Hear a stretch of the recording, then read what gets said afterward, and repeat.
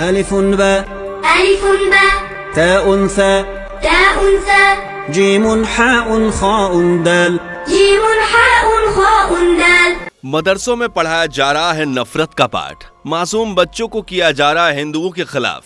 अल्लाह को खुश करने का ये कौन सा कॉन्सेप्ट है? क्या इस्लाम में दूसरे धर्मों से नफरत करना एक्सेप्ट है? दुनिया का दूसरा सबसे बड़ा मजहब और तेजी से फैलता हुआ धर्म यानी इस्लाम के जानकार ये दावा करते हैं कि दुनिया में शांति और प्यार करना इस्लाम सिखाता है। लेकिन दूसरी तरफ अगर आप ध्यान से सोचेंगे तो पाएंगे कि दुनिया भर में आतंकियों का एक ही मजहब है।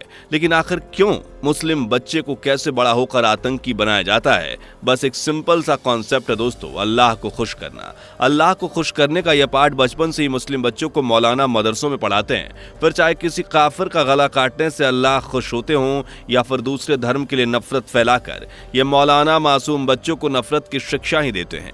तो क्या इस्लाम यही सिखाता है? क्या सच में अल्लाह ऐसे ही खुश होते हैं? जानते हैं आज की इस वीडियो को। पूरा इस वीडियो में जरूर बने रहिएगा। वीडियो पसंद आए तो वीडियो को लाइक और शेयर कर दीजिएगा। वीडियो में आगे बढ़ें उससे पहले अगर आप एक सच्चे हिंदू हैं तो सब्सक्राइब करें फैक्ट मंत्रा चैनल को और बेल नोटिफिकेशन को ऑल पर लगाएं ताकि कोई भी वीडियो मिस ना हो। दोस्तों आगे पढ़ने से पहले जरा ये वीडियो देखिए। हर वो काम जिससे अल्लाह ताला खुश होता है उसे क्या कहते हैं? इबादत कहते हैं। तो इबादत कहते हैं दिवाली मनाने से अल्लाह खुश होगा? अच्छा, होली खेलने से अल्लाह खुश होगा? किसी गैर कौम की त्योहार मनाने से अल्लाह ताला नाराज होगा कि खुश होगा? नाराज होगा। और खुश कौन होगा?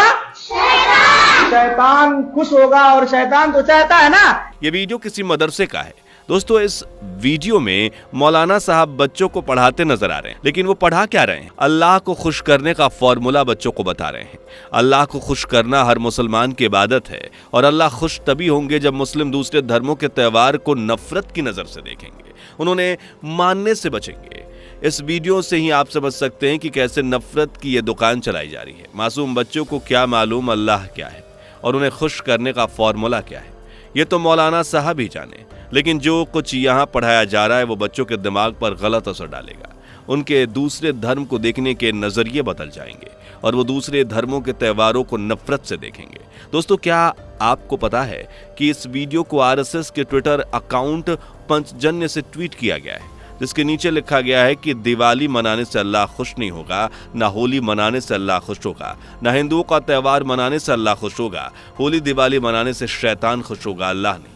इसी के साथ ट्वीट में नीचे लिखा है कि चौंकाने वाला वीडियो मुस्लिम बच्चों में अभी से डर डाला जा रहा है और जहर डाला जा रहा है। जब से ये वीडियो ट्विटर पर डाली गई है तभी से लोग इस वीडियो पर अपनी राय दे रहे हैं। एक यूजर ने लिखा है कि मौलाना इन मासूम बच्चों को अच्छी शिक्षा देने की बजाय नफरत का बीज बो रहे हैं। शर्म नहीं आ रही है इस तरह इन मासूम बच्चों को भटकाते हुए? वहीं एक दूसरे यूजर ने लिखा है कि यह मौलाना नहीं भक्षक है। एक अन्य यूजर ने लिखा कि समाज में आग फैलाई जा रही है जो कि आने वाले समय में बहुत ही घातक होगा। दोस्तों इस तरह के वीडियो पर ऐसा रिएक्शन आना लाजमी है। कोई भी धर्म किसी दूसरे धर्म से नफरत करना नहीं सिखाता, फिर क्यों इस्लाम के ठेकेदार अपने ही बच्चों को नफरत का पाठ पढ़ाते हैं? दोस्तों ये तो सिर्फ छोटा सा वीडियो है। ऐसे ही लोग मस्जिदों में दी जाने वाली और मदरसों में दी जाने वाली शिक्षा पर सवाल नहीं उठाते। दोस्तों इस तरह की वीडियो को देखने के बाद सवाल तो मन में उठेगा ही कि इस्लाम में ये अल्लाह को खुश करने का कॉन्सेप्ट क्या है और क्या सच में अल्लाह ये सब चाहते हैं और ये सब करने से अल्लाह खुश हो जाते हैं? हमारे भारत देश जहां संविधान ने हर धर्म के लोगों को बिना किसी भेदभाव के एक समान रहने का हक दिया, फिर चाहे वो हिंदू हो या मुस्लिम हो, जहां ईद की भी छुट्टी होती है और दिवाली की भी छुट्टी होती है, लेकिन मौलानाओं की बातों को माने तो दिवाली की छुट्टियां मिलने पर अल्लाह खुश नहीं नाराज हो जाते होंगे। इस वीडियो को देखने वाले हर शख्स के मदरसों की शिक्षा व्यवस्था पर सवाल उठाता हुआ नजर आ रहा है और उनका कहना है कि इस्लाम में हर बच्चे को ऐसी शिक्षा दी जाती है। ये कोई नई बात नहीं है। मदरसों पर सवाल उठाते हुए कुछ लोग कहते हैं कि दुनिया भर में जहाँ कहीं भी दंगे फसाद होते हैं और आतंकी घटनाएं होती हैं वहाँ भी मुस्लिमों का ही हाथ होता है, क्योंकि ऐसा करने से अल्लाह खुश होते हैं और उन्हें बचपन से ही ये सिखाया जाता है। यही वजह है कि अब दुनिया के अलग अलग देशों में मदरसों में बच्चों को दी जाने वाली शिक्षा पर सवाल उठाए जा रहे हैं। चीन और जापान में मदरसों को तोड़कर उन्हें शराब के ठेकों में बदला बदला जा रहा है, तो वहीं इटली में भी अवैध मदरसों को तोड़ा जा रहा है। साथ ही ये आदेश दिए गए हैं कि जो कुछ मदरसों में पढ़ाया जाता है उसे इटली की भाषा में बताया जाए, ताकि गैर मुस्लिमों को भी ये मालूम हो कि कुरान और इस्लाम के नाम पर मुस्लिम बच्चों को क्या शिक्षा दी जाती है।